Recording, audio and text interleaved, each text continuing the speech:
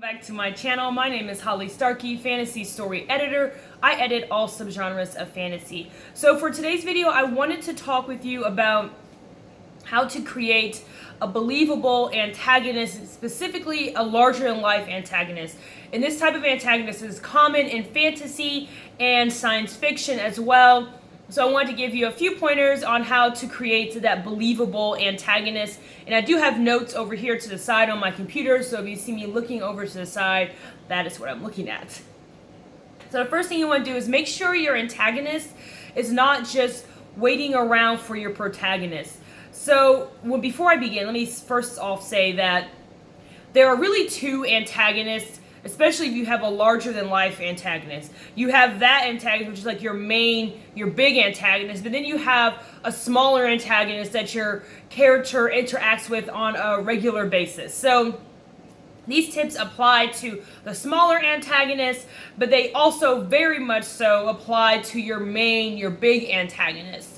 So if you have a big antagonist that's not necessarily present in the first book, if this is going to be a series, you're going to be presenting your reader with a smaller antagonist, usually someone who is working on behalf of your main antagonist or is a sympathizer of your main antagonist, so that way your readers see the main antagonist through this smaller antagonist. So it kind of helps build up that tension.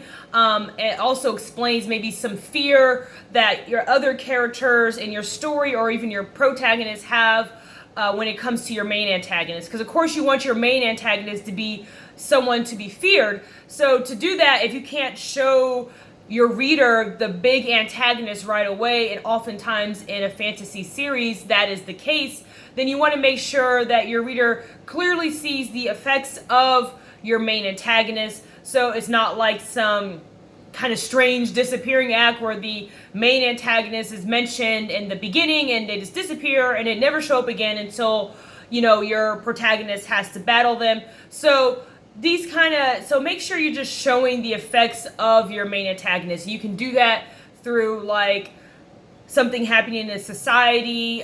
You can show like the effects of maybe a magical war. You can show, families where they have lost people in their family due to this war. You can have it actively be going on, where you have armies that are trying to accomplish whatever goal your antagonist has. But just make sure you're showing those effects so that when your reader finally does get to see your main antagonist, they understand why people are afraid of them. Or, of course, you have someone who is working on behalf of your main antagonist, and that person interacts with your protagonist regularly, so your reader also can see your main antagonist through the small antagonist. So I hope that made sense. I wanted to say that little part before I went any further into the video.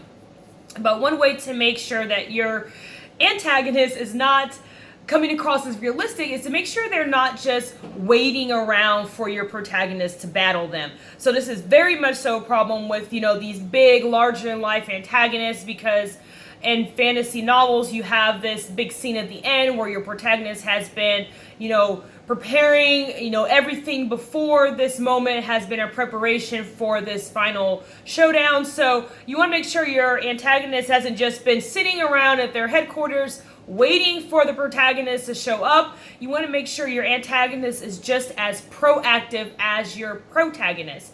So for example, that means that your antagonist needs their own motivations and their own goals. So if your antagonist's main goal is to set up a new world order in this society that you've created, make sure that your antagonist is actively working towards that goal, regardless of what the protagonist is doing. Because the antagonist needs to just be working. They need to be working towards that. And of course, your protagonist comes along and gets in the way, so they're kind of their goals are in opposition to each other. But make sure that your antagonist is actively working towards whatever goal they have. Whatever they're trying to achieve, they need to be actively doing something. It's okay to have an antagonist, especially a main antagonist, that sends people to do tasks for them, because that makes sense. Of course, one person cannot be everywhere unless you're antagonist some sort of god.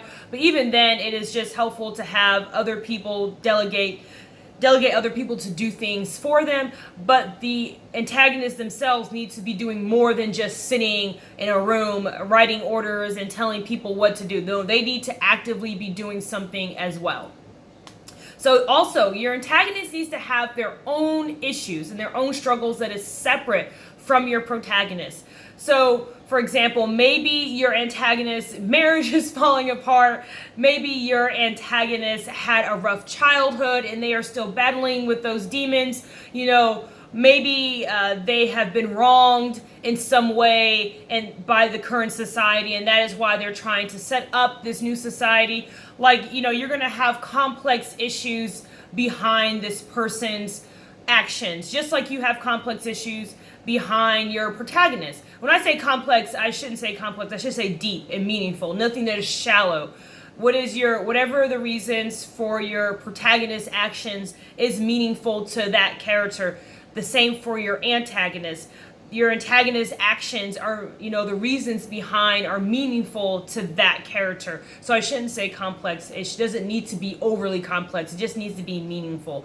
So make sure that you have that, because then your protagonist comes along. Your antagonist already has their own issues, their own problems they're dealing with.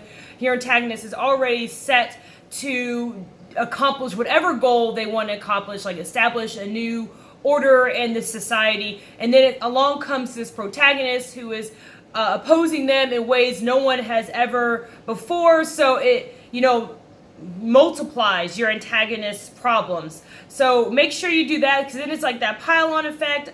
Your antagonist is like, oh, I already had problems before, and now this protagonist is here. Now my problems have just gotten worse. So that is a way to create a realistic antagonist, because real characters, just like real people, have their own issues.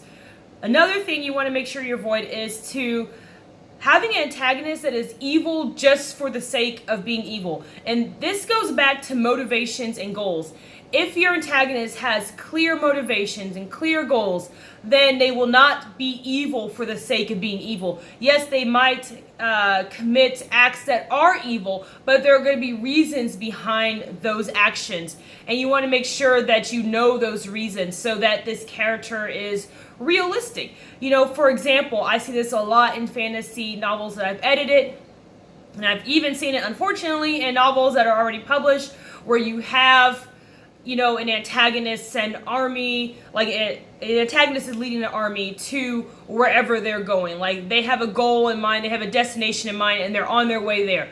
And on the way, they're just going to destroy all of the towns they come across and burn everything to the ground, and they're going to kill all the people in the town just cause. But the reason that doesn't really make a lot of sense is because if your antagonist is on their way to a major battle or something like that, burning down towns and killing everybody in a town, that takes resources and it also takes time. So think of it from your antagonist point of view. This person has some kind of military strategy. They're not going to waste time and resources killing every little peasant they come across. It doesn't make any sense. It makes it seem like they're being evil for the sake of being evil. There's nothing wrong if you want to create an antagonist that does burn down villages, but make sure there is a reason why they've done that. There's a reason. Maybe they've met with this village and this village is opposing them, and the village will not listen to them. They won't do what the antagonist wants. Maybe the antagonist wants some kind of tribute, but the village refuses to do it. They won't do it at all. And so the antagonist feels in their mind they have no other choice but to burn down this village to set an example that, hey, if you don't give me what I want, this is going to happen to you. That makes sense, as opposed to every single village I come across, I'm just going to burn them all to the ground. So just make sure you have an antagonist that is not evil for the sake of being evil. So I hope that helps you when you're creating your larger-than-life antagonist. Just remember, your antagonist needs to be as realistic as your protagonist. They need to have their own goals. They need to have their own motivations.